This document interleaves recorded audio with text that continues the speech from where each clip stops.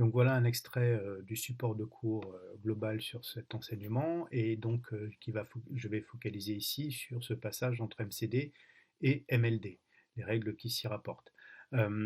Juste, vous avez quelques diapos qui vous présentent au départ le contexte général, théorique et presque qui va faire office, on va dire, de culture générale de tout ça, parce qu'en fait, il faut bien comprendre que ce qu'on manipule, c'est d'abord des concepts mathématiques qui, à un moment donné, se sont transposés dans le milieu informatique. Mais au départ, c'est une construction complètement abstraite mathématique, c'est-à-dire qu'on a des objets, on appelle ça des relations, et une algèbre qui se construit dessus, c'est-à-dire des opérations formalisées sur ces relations. Et en fait, il faut comprendre ça pour en déduire et mesurer l'importance de la notion de requête, c'est-à-dire qu'à un moment donné, la requête, ce sont que un extrait des opérations relationnelles, une partie, pas toutes, sont transposées dans le champ de l'informatique et fonctionnent très bien pour ce qu'on a à en faire. Mais au départ, le champ d'application, c'est une sous-partie de la théorie des ensembles avec une algèbre qui va avec et des opérations que vous avez fait depuis la sixième, l'union, l'intersection entre des ensembles qui deviennent des relations parce qu'on précise un peu les choses, etc. Mais voilà, je voulais quand même que vous preniez conscience de cet environnement complètement abstrait duquel à un moment donné on déduit on, un aspect opératoire, en l'occurrence ici pour les bases de données. Donc vous avez quelques diapositives qui vous présentent ça et moi je vous retrouve un peu plus loin pour la mise en place effective du protocole de passage MCD-MLD.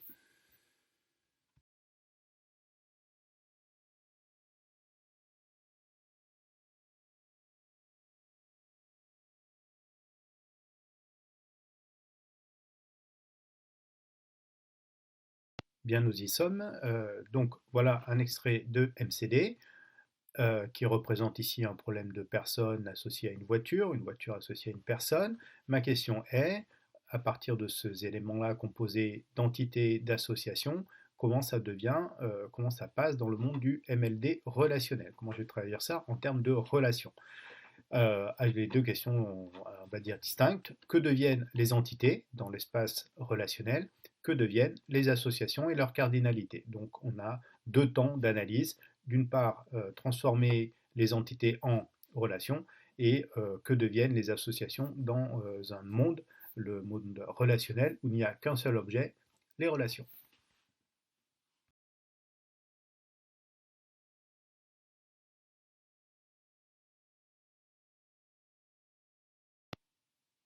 Donc nous voilà à la première étape de la démarche, transformer des entités en quoi? En relations. Quand on sait que la relation c'est un synonyme de table, il me semble assez direct, intuitif, qu'une entité, en fait, ça peut être représenté dans ce système comme une table.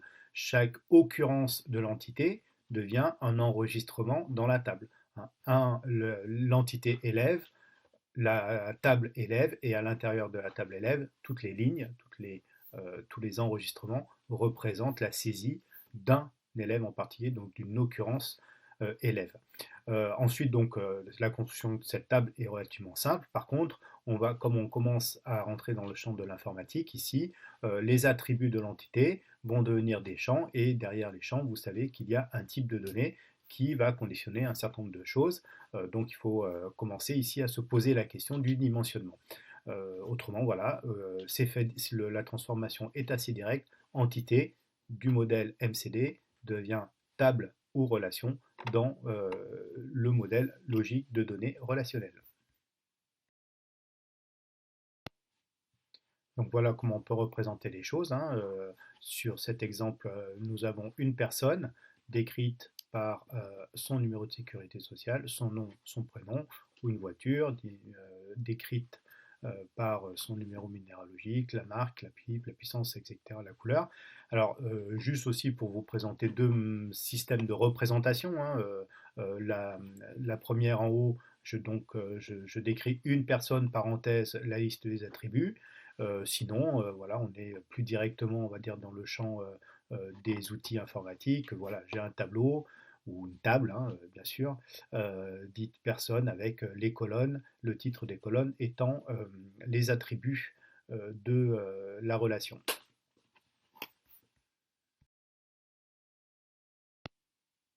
Et donc, on arrive directement et déjà à la deuxième partie du problème, comment transformer les associations en relations, hein, puisque je rappelle que dans le modèle relationnel, il n'y a qu'un seul objet possible et manipulable, c'est la relation. Donc maintenant, comment je traduis une association en relation?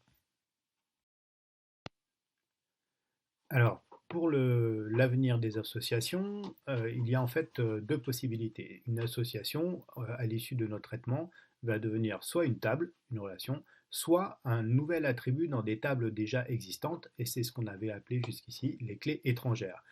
Donc voilà, il n'y a que ces deux issues possibles en fait à l'issue du traitement, et pour savoir quelle association devient quoi, on va introduire la notion de type d'association. Donc il faut typer les associations, et ça c'est une opération qui se fait assez simplement en exploitant les cardinalités.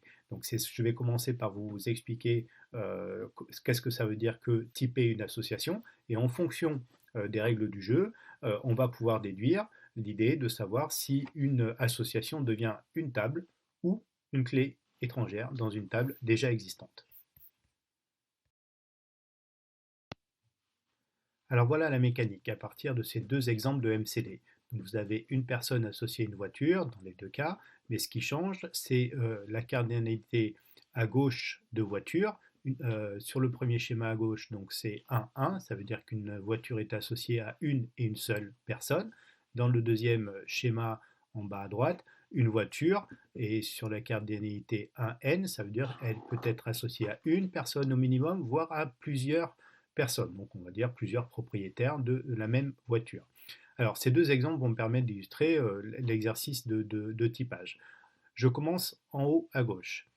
J'ai donc deux cardinalités, à gauche 0n, à droite 1, 1. De chaque côté, je vais prendre la cardinalité maximale. Donc à gauche, côté personne, j'ai la cardinalité 0n. Donc le plus grand, c'est n. Du côté voiture, j'ai la cardinalité 1, 1. Le plus grand des nombres, c'est 1. Donc, ma cardinalité de l'association, c'est 1n. Alors, je mets toujours du plus petit au plus grand. On pourrait mettre n1, ça ne change rien. C'est juste une règle d'écriture. Je commence toujours du plus petit au plus grand nombre. Donc, cardinalité de l'association, 1n. Sur le deuxième exemple, je reprends mes deux cardinalités de l'association possède. À gauche, j'ai 0n, le plus grand des nombres n. À droite, du côté voiture, j'ai la cardinalité de l'association 1n, le plus grand des nombres n. Au final, l'association est de type nn. On a pratiquement fait le tour. Dans la diapo suivante, je vais généraliser cette présentation des cardinalités et poursuivre l'exercice. Je vous présente ici la généralisation de procédés qu'on a mis en œuvre sur la diapo précédente, à savoir donc la règle de je prends le plus grand des deux nombres de chaque cardinalité. Alors, en haut à gauche, vous avez en fait toutes les possibles combinaisons de cardinalités à partir du moment où on a dit que les valeurs d'une cardinalité, ça pouvait être 0, 1 ou n. Donc quand on croise le tableau des possibles, on obtient effectivement 0, 1, 0n, 1, 1, 1n, nn comme valeur possible des cardinalités.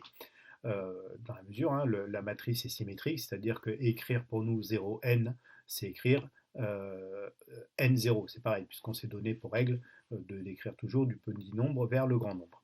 Donc, une fois à partir du moment où on doit combiner deux cardinalités, on trouve le schéma d'exploration en dessous. C'est-à-dire que vous avez en abscisse et en ordonnée toutes les valeurs de cardinalité possibles. Et là, j'applique le principe, je prends la plus grande valeur de cardinalité de chaque côté. Donc pour chaque combinatoire, pour chaque doublon, ou doublon de doublon si on veut, je vais retenir que les valeurs maximales. Donc si je prends la première case en haut à gauche, pour 0,1, 0,1, le plus grand des deux nombres, ce sera 1 de chaque côté, donc la cardinalité de l'association serait 1, 1. Pour une association qui serait 0n, 0,1, la case d'à côté, le plus grand des deux nombres de chaque côté, c'est 1 pour la ligne, n pour la colonne, association de type 1n, etc. J'explore tous les possibles, et au final, je m'aperçois qu'il n'y a en fait que trois cas possibles pour une association, pour le type d'une association. Une association sera de type soit 1-1, soit 1N, soit de type NN. Et pour chacune de ces valeurs, il y a un traitement spécifique pour aboutir au modèle relationnel.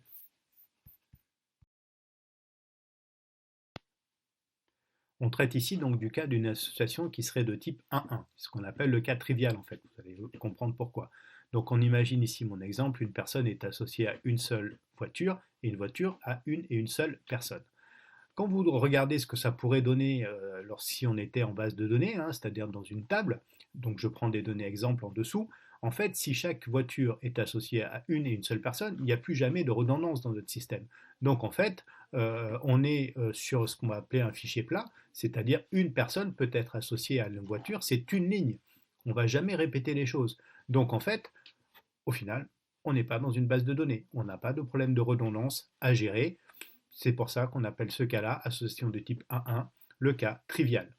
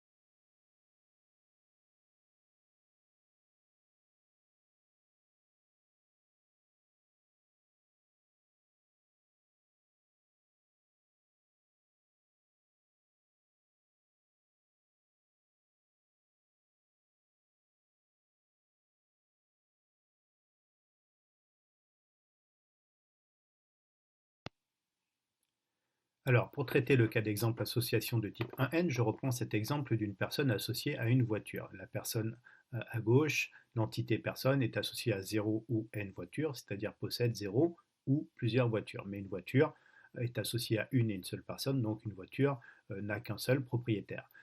Cardinalité de l'association en conséquence. À gauche de l'association 0N, je prends la plus grande des cardinalités N. À droite de l'association je prends la plus grande des cardinalités entre le 1 et le 1, en l'occurrence le 1, donc la cardinalité de l'association est 1n. Ce MCD, ou de ce MCD, on a déjà déduit que personne et voiture étaient des entités. Donc on a créé en bas, à gauche et à droite, deux tables, une table personne et une table voiture. Eh bien, la qualité de l'association, 1n, va nous dire qu'il faut compléter l'une ou l'autre de ces tables avec une clé étrangère. Laquelle? Je mets une clé étrangère dans personne ou je mets une clé étrangère dans voiture. Si je mets une clé étrangère du côté personne, donc en l'occurrence je mets la clé étrangère voiture. Pour décrire le cas d'une personne qui posséderait plusieurs voitures, j'ai pris la personne numéro 001. Elle est associée d'abord, première ligne de la table, personne, à la voiture NV01. Très bien. Et dernière ligne, je voudrais indiquer qu'elle est associée aussi, qu'elle possède la voiture NV04. Mais dans ce cas-là, je peux enregistrer comme ça, mais du coup, je génère complètement un doublon sur la notion de personne. Hein. J'ai une redondance complète sur l'objet personne. Et ça, c'est interdit. C'est notre limite de traitement en base de données. Je ne dois jamais avoir de redondance, ou en tout cas les limiter au maximum. Donc cette façon de procéder ne fonctionne pas. Je essaye l'autre. Du côté des voitures, je vais remettre la clé étrangère personne. Je prends la voiture NV01, elle est bien la possession de l'ID personne 001, donc la personne 001.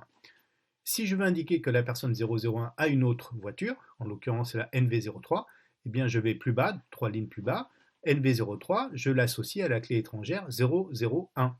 Donc en l'occurrence, si je fais une lecture à l'envers, on va dire, de cette table des voitures, en entrant par la clé étrangère, je vois bien que la personne 001 est associée à deux voitures, mais dans ce cas-là, je n'ai pas répété l'enregistrement voiture, il n'y a pas de redondance. Donc du coup, c'est la bonne solution. Alors, en fait, il faudra toujours procéder comme ça, un petit test avec des valeurs pour traduire cette association de type 1N en clé étrangère du côté de la bonne table. Après, vous prendrez l'habitude et vous vous rappellerez peut-être que c'est toujours du côté de la cardinalité la plus faible, ici en l'occurrence voiture 1-1, qu'on ajoute l'identifiant de l'entité correspondante, associée. Donc ici, personne. Donc voilà. Mais ça, à la limite, c'est pas important d'avoir la mécanique de mémoire. Il vaut mieux faire un petit test et vous êtes sûr à chaque fois de retomber sur vos pieds.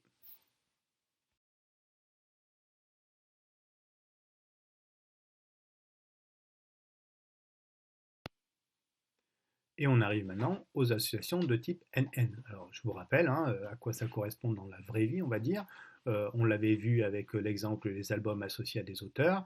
Un album est associé à plusieurs auteurs, donc indique plusieurs auteurs. Un auteur est associé à plusieurs albums. Ou du côté personne et voiture, une personne peut posséder zéro ou plusieurs voitures, mais ici, on imagine le cas qu'une voiture a plusieurs copropriétaires. Donc là encore, je prends la plus grande des cardinalités de chaque côté de l'association, c'est n de chacun des côtés, donc l'association est de type NN. Donc je repars de mon MCD avec deux entités, personne, voiture, une association de type NN. Chaque entité devient une table en modèle relationnel, table des personnes, table des voitures, et l'association de type NN m'indique que cette association va devenir elle-même une nouvelle table. Ici, la table possède. Et qu'est-ce que je mets dans cette table? En fait, les attributs de l'association, date et prix, mais on va dire surtout les identifiants de chacune des entités associées, à savoir l'entité personne et l'entité voiture. Donc ma table contient deux identifiants, voiture, personne, et une date, un prix. Et là, on va dire, j'ai le droit de la redondance, parce que je dois effectivement indiquer le fait que une voiture peut avoir plusieurs propriétaires, donc j'ai on va dire une redondance dans la colonne NV, mais aussi qu'une personne peut avoir plusieurs voitures. Donc là encore, je peux avoir de la redondance dans la colonne numéro de sécurité sociale des personnes. Mais ce sont des redondances à minima, et qui permettent de traduire cette idée de pluriel-pluriel, c'est-à-dire une personne possède plusieurs voitures, une voiture est possédée par plusieurs personnes. Euh, donc voilà comment on fait une association de type NN, ça devient une nouvelle table. La clé, finalement, ce qui ne va jamais être redondant dans la table possède, c'est quoi? C'est l'association NV-NS. D'accord? C'est-à-dire quand une personne possède une voiture, c'est une seule fois, on l'indique une et une seule fois. Il ne peut pas y avoir plusieurs fois la correspondance NV01 et 001. Une fois qu'elle est indiquée, elle est indiquée une et une seule fois. Et dans ce cas-là, on parle de clés primaires composées. Composées de quoi? Des deux identifiants de chacune des tables en référence. Donc, dans cette table possède, on a aussi en place la notion d'identifiant, c'est-à-dire donc de champ qui soit jamais redondant. Ici, une redondance, ce serait d'indiquer deux fois l'information qu'une personne est associée à un véhicule donné. Voilà. Mais en dehors de ça, voilà la structure d'une table dite associative, qui provient d'une association. Elle est finalement très simple et elle permet d'enregistrer l'information d'une association formalisée sur la cardinalité NN.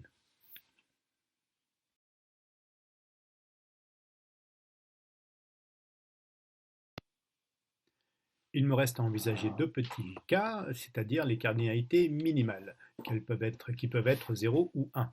Alors, j'ai pris les deux exemples suivants. Un ouvrage est associé à 0 auteur. Comment on traduit ça ensuite en modèle relationnel? Eh bien, c'est le nul autorisé, c'est-à-dire que vous aurez le champ ID auteur dans la table des albums, pour lequel, effectivement, possiblement, il n'y aura pas de valeur, c'est-à-dire un album sera associé à un auteur que je ne connais pas, non identifié, nul. De l'autre côté, évidemment, le pendant, c'est correspondant à l'association de type 1-1 entre livre et auteur. Un livre est associé obligatoirement à un et à un seul auteur. Dans ce cas-là, comment je vais traduire cette information conceptuelle dans mon modèle relationnel? Par la propriété note nulle. Si dans la table album, j'ai un album, je dois indiquer obligatoirement la valeur, l'identifiant d'un auteur. Auquel cas, je paramétrerai mon attribut, mon champ ID auteur avec le note nulle. Je vais terminer le tour de la question en envisageant le cas symétrique, c'est-à-dire un auteur est associé à 0 livre ou à un et un seul livre. Alors là, c'est un peu différent. Je vais prendre le cas à gauche. Un auteur est associé à 0 livre. Mettez-vous, on va dire, en situation, c'est-à-dire vous êtes en train de remplir la table des auteurs et des albums ou des livres. Lorsque on a dit qu'il fallait commencer par saisir un auteur avant de pouvoir éventuellement lui associer un ouvrage. Mais au moment où vous avez saisi un auteur, coupure de courant, votre base, on va dire, reste en l'état. Hein, à cet instant T, par nécessité de la procédure de remplissage, un auteur reste dans la base, dans la table des auteurs, et il n'y a aucun album qui s'y réfère. Donc, mais c'est inhérent au fonctionnement de notre remplissage des tables. C'est-à-dire que de manière structurelle, un auteur sera toujours, dans l'esprit de la base, associé à 0 livre, possiblement. Hein, c'est un état de la base, imposé par la procédure de remplissage. Donc, ça, on sait faire, 0n. Et de l'autre côté, du coup, si on remplace le 0 par 1, c'est-à-dire qu'on souhaite qu'un auteur soit systématiquement associé à un ouvrage, à un livre, eh bien, du coup, ça, c'est pas possible. En fait, on ne peut pas le traduire de manière opérationnelle, en tout cas directement dans le remplissage, dans le contrôle de saisie des données. À chaque fois que vous avez un auteur, possiblement, le système est dans un état où il n'y a pas d'album qui corresponde. Donc ça, on ne peut pas, en fait, cette propriété-là, formalisée dans le MCD, on ne peut pas la traduire en modèle relationnel. Je vous le rappelle juste au passage, parce que ça ne vient pas du modèle MCD. Hein, on peut aussi demander ou essayer de faire en sorte qu'un album soit associé à un auteur en particulier.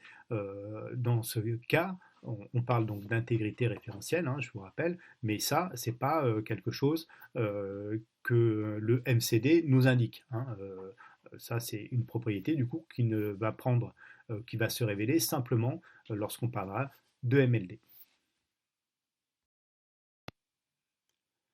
Voilà, vous connaissez tout des règles permettant de passer d'un MCD à un MLD en traduisant les entités en relations, les associations en soit relations, soit clés étrangères dans des relations déjà existantes.